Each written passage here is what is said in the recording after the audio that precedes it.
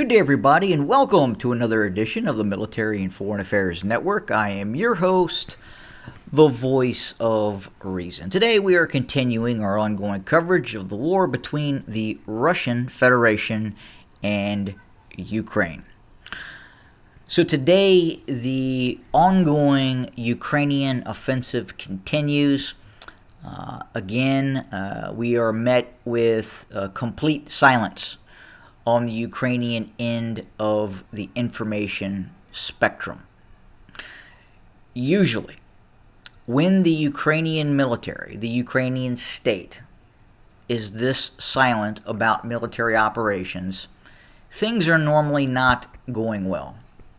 Now, we've received various video footage, obviously, because of YouTube censorship efforts. We are unable to show you those videos and maintain our channel. There are other routes to go and observe those videos, obviously, and I think many of you do that. But we are a discussion-based channel. We talk about what is happening on the ground in Ukraine, in Russia, in various parts of the world. Now, when the Ukrainians are this silent, are this quiet, especially about the offensive operation that is taking place near Orikhiv, Zaporizhia, down here in the south.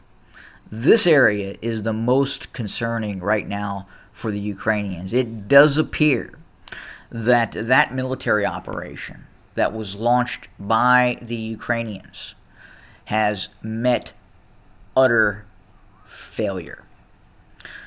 The video imagery that is coming in, that obviously you can see yourself, of Leopard 2, some of which are the most advanced designs and upgrades of the Leopard 2 being used by the Ukrainian military. We are seeing columns of Bradley armored fighting vehicles that have been destroyed by drone-assisted Russian artillery. So not a good day for the Ukrainian military. Again, for specifically this unit right here, the 47th Mechanized Brigade. This has been one of the lead elements in this new offensive push by the Ukrainian military that was essentially trapped on a road in a minefield, with a minefield to the east and west of its locale as it was trying to push south along this road.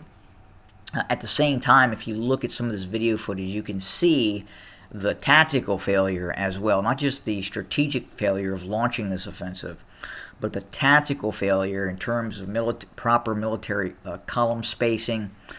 You can see it's very well apparent in this video footage that the Ukrainians were not well led, at least in this one incident, as the 47th Brigade tried to progress south. Now, many of these brigades, many of these units are new units. These are not battle-hardened brigades that have been fighting against the Russians for the last year. Many of these units, these new units that are being put into service by the Ukrainians, are essentially individuals with no combat experience at all. Now, granted, they have been trained in Western states. They have been trained in non-hostile areas of the Ukraine, to conduct military operations. But to say that these are battle-hardened units that have been fighting the Russians, I would temper that. I would hit the pause button on that, because clearly, with the video footage that we have seen, that is not what we are seeing. Do they appear to be well-equipped units? Does the 47th Brigade, Mechanized Brigade, appear to be very well-equipped? It does. It does, in fact. Again, they are using Bradley armored infantry fighting vehicles. They are using Leopard 2 main battle tanks. The video in question appears to be a company-sized combined arms element with about a platoon-sized element of Leopard 2s, operating with essentially a company-sized or 2 to 3 platoon-sized elements of Bradley fighting vehicles, M113s, MRAPs, and various other armored fighting vehicles. But this 47th Brigade appears to have met with some difficulty as it tried to proceed south. Now, we don't know how accurate this mapping system is that we are watching. I would assume that many of these brigades appear to the north that you still see on this map here have been redeployed south. So essentially we are seeing about 9 to 12 Ukrainian brigades attempting an operation south of Zaporizhia. Their first objective, their main objective, appears to be a move on the town of Tokmak, this area right here. Now, they have not proceeded very far. It's alleged that the 47th, or an element of another brigade, was able to penetrate the first line of Russian defensives. Now, the problem with that is the Russians have essentially 3 defensive lines set up in this area with a mobile reserve in the rear. And the Ukrainians penetrated that first defensive line, and that is where they were engaged by this heavy Russian artillery, both at this defensive barrier. Now, the video in question where you see that company-sized element being attacked, that is in a locale that's further north. They were moving in column formation along a roadway in which they had set up their own minefields to the west and east of that locale. But there have been other battles that have taken place, not just that battle that you're seeing on the video footage of that company-sized element being destroyed. No, there are other units involved. There are other battalions, companies that are fighting further to the south and are engaging Russian forces, and at least an element of those forces did penetrate that first Russian defensive line, but were set upon by Russian forces and then had to withdraw back past north of that first initial defensive barrier that they had achieved some limited success.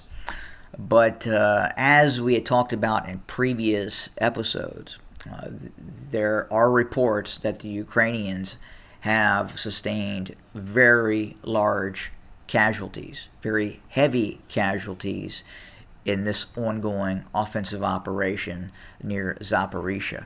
There are operations elsewhere as well. It appears the Ukrainians set this offensive underway closer to Bakhmut, and south of Bakhmut, in Donetsk, the southern Donetsk area of this conflict. That's this area here. And fighting continues, and we would say at this point, the only real success that the Ukrainians thus far have achieved is in the area near Bakhmut.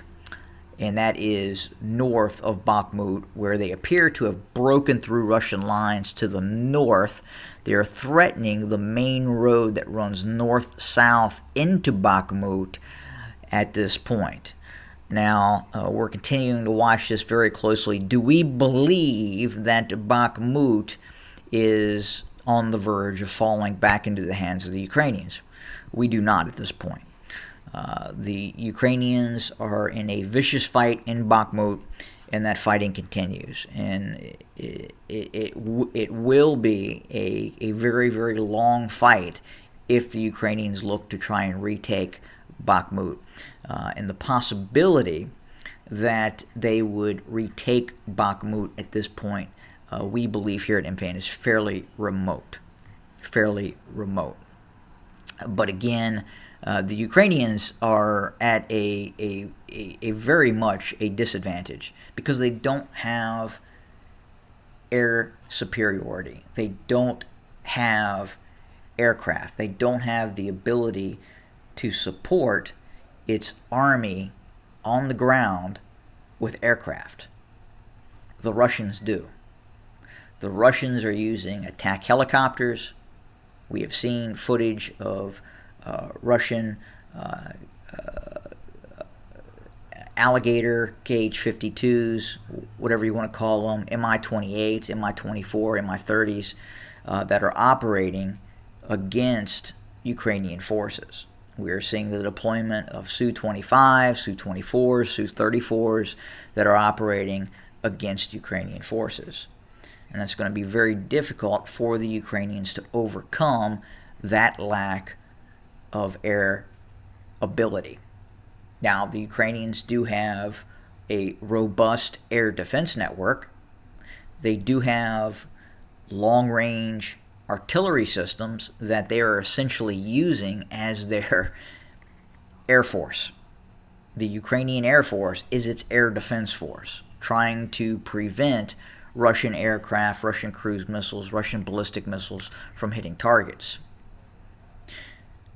But that is not a replacement for helicopter gunships overhead. That is not a replacement for close ground support aircraft that the Russians have.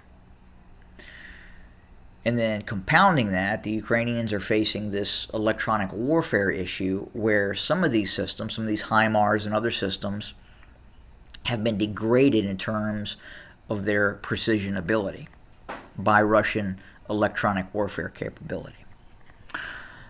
But we're watching this very closely. We continue to watch it very closely. And as we had suspected leading up to this operation, this was very high risk for the Ukrainians, with very much a political component becoming involved in this conflict, meaning the Ukrainian military, and in some instances, Western military leaders not wanting the Ukrainians to launch this operation just yet.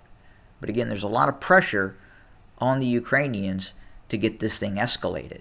And, we're hearing reports from individual political leadership in the North Atlantic Treaty Organization talking about individual nation states, such as Poland, may come to the aid of the Ukrainians on their own outside of the NATO mandate.